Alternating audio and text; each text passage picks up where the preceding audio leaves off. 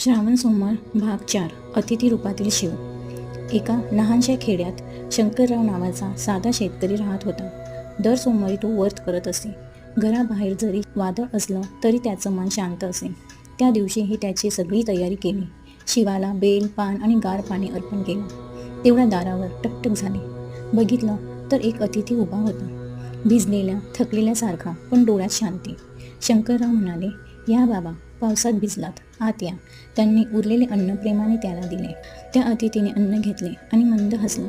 तो म्हणाला, "तुझं घर छोटं असलं तरी तुझं हृदय फार मोठं आहे." तेवढ्यात त्या अतिथीचा चेहरा बदलू लागला आणि समोर उभा राहिले महादेव. शंकररावाने वाकून नमस्कार केला, डोळ्यात पाणी, ओठावर ओम नमः शिवाय. महादेव म्हणाले, "तू अतिथीमध्ये मला पाहिलंस म्हणून मी तुला आशीर्वाद देतो.